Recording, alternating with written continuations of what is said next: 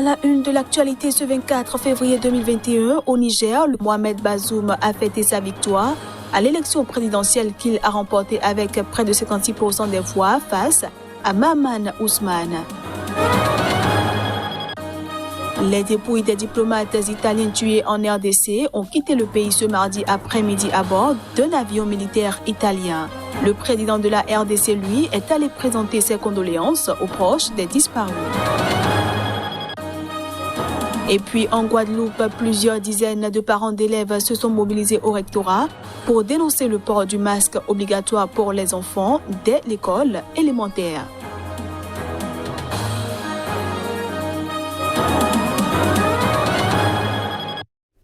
Voilà pour les titres. Bienvenue à tous. Le candidat du pouvoir Mohamed Bazoum a fêté sa victoire à l'élection présidentielle. Une élection qu'il a remportée avec près de 56% des voix face à son adversaire Mahaman Ousmane.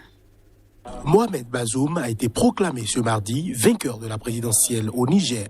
Il va ainsi succéder à Mahamadou Issoufou et assurer la continuité à la tête d'un pays confronté à d'innombrables défis.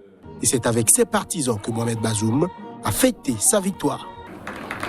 Mes chers compatriotes, si les élections se sont bien passées dans leur organisation et dans leur transparence, elles n'en ont pas moins été entachées par des actes terroristes qui ont profondément endeuillé notre pays. Premier président à accéder au pouvoir après une transition démocratique entre deux présidents élus au Niger, Mohamed Bazoum a tendu la main à son adversaire malheureux Mahaman Ousmane, dont il a salué la sagesse. Je voudrais enfin féliciter mon challenger, le président Mahaman Ousmane, pour le score remarquable qu'il a réalisé. Connaissant sa sagesse, je voudrais compter sur lui pour créer un nouveau climat entre le pouvoir et l'opposition, mettre fin aux tensions inutiles et nous donner la main sur l'essentiel par ces temps de grands défis terroristes. Né en 1960 à Bilabrine, dans la région de Difa, Bazoum est arabe, une ethnie minoritaire au Niger, ce qui lui vaut aujourd'hui des accusations sur ses origines étrangères. Pendant que le candidat Mohamed Bazoum fête sa victoire, l'opposition, elle, parle de hold-up. Elle a également appelé ses troupes à se mobiliser. L'instant était solennel ce mardi au Palais des Congrès de Niamey. Devant le corps diplomatique et les autorités nigériennes rassemblées, le président de la CENI proclame les résultats du second tour du dimanche dernier. Monsieur Mohamed Bazoum, 2 501 459 voix, soit 55,75%. Monsieur Mahaman Ousmane, 1 985 736, soit 44,25%. La CENI ajoute que ces résultats sont provisoires et doivent être soumis à l'analyse de la Cour constitutionnelle. Mahaman Ousmane perd ainsi face au dauphin du président sortant. Pour ses soutiens, c'est un hold-up.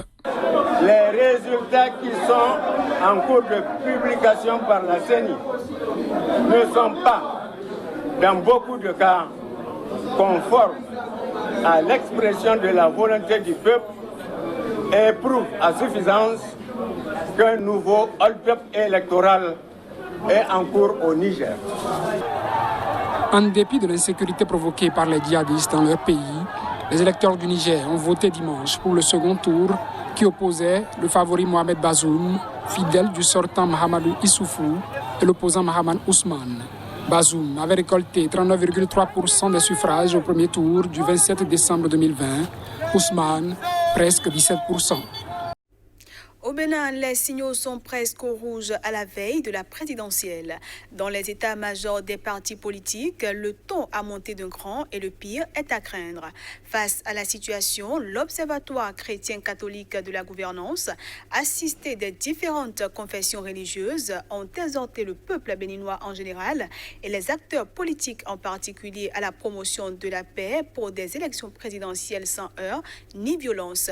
Ils ont fait part de leurs inquiétudes devant la presse ce mardi à Cotonou. Suivons un extrait de leur doléance.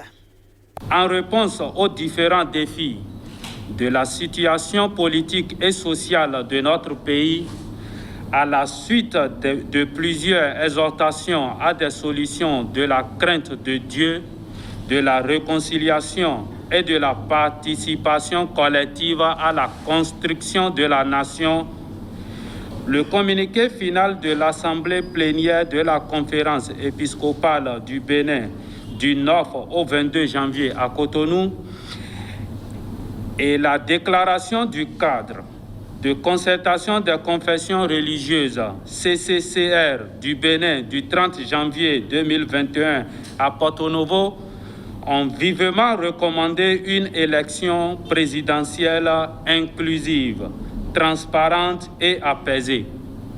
Leur désir est que celle-ci soit vraiment démocratique et nous fasse célébrer la fête de la démocratie. Disons non à la violence verbale dans les écrits, dans les propos, non à la violence physique et psychologique, non à la violence, non à l'instrumentalisation de personnes pour des actes de violence. Comme dans le passé, vos pasteurs et leaders religieux voudraient vous inviter solennellement à la prière de demande de pardon et d'intercession auprès de Dieu pour le pays, selon le calendrier suivant. Le vendredi 26 février, ce vendredi, journée nationale de jeûne et de prière. Et la prière, particulièrement entre 13h et 14h, du samedi 27 février au vendredi 26 mars, un mois de prière pour le pays. Prière quotidienne pour le pays et prière et jeûne tous les vendredis du mois de mars, notamment les 5, 12, 19 et 26 mars. Ce journal se poursuit. Les dépouilles des diplomates italiens tués en République démocratique du Congo ont quitté le pays ce mardi après-midi à bord d'un avion militaire italien. Le président de la République démocratique du Congo, lui, est allé présenter ses condoléances aux proches des disparus et a pris des engagements. L'avion militaire d'où ont été débarqués 2 cercueils a atterri mardi à l'aéroport de Goma, la capitale du Nord Kivu, à 13h30 heure locale, soit 11h30 temps universel. Le Boeing 767 a décollé à 16h20 avec à son bord les corps des 2 Italiens. Les 2 corps arrivés dans des caisses métalliques à bord de véhicules de la mission des Nations Unies en RDC MONUSCO ont été placés sous un hangar avant d'être mis dans les 2 cercueils enveloppés du drapeau italien. Plus tôt, les autorités provinciales et militaires du Nord Kivu se sont inclinés devant les dépouilles lors d'une sobre et restreinte cérémonie, a rapporté la présidence congolaise. À Kinshasa, le président congolais Félix Tshisekedi et son épouse Denise Yakeru Tshisekedi se sont rendus à la résidence de l'ambassadeur pour une visite de consolation à sa veuve et aux 3 jeunes orphelines. Maintenant, encore plus, je vais m'impliquer davantage, plus encore que ce que je faisais. Donc ne vous en faites pas. C'est ma priorité.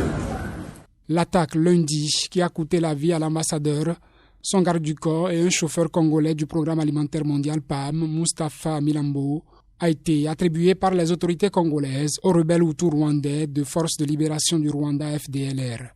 Ces derniers ont, dans un communiqué, rejeté ces allégations, pointant du doigt les armées congolaises et rwandaises.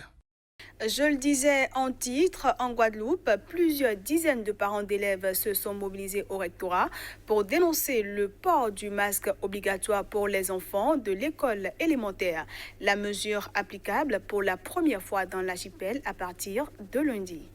Plusieurs dizaines de parents d'élèves se sont mobilisés lundi au rectorat de la Guadeloupe pour dénoncer le port du masque obligatoire pour les enfants de l'école élémentaire. Jusque-là, compte tenu de sa situation sanitaire plus favorable, la Guadeloupe bénéficiait d'un aménagement de cette mesure pourtant en vigueur en France hexagonale grâce au décret préfectoral du 16 octobre qui n'imposait le masque à partir de 11 ans. Avec l'arrivée de variants sur le territoire, la donne a changé. Dans une lettre ouverte, les parents de l'école Fernande Bonchamp à Pointe-à-Pitre dénoncent cette mesure. On ne peut pas faire qu'imposer ça à des enfants en bas âge comme ça.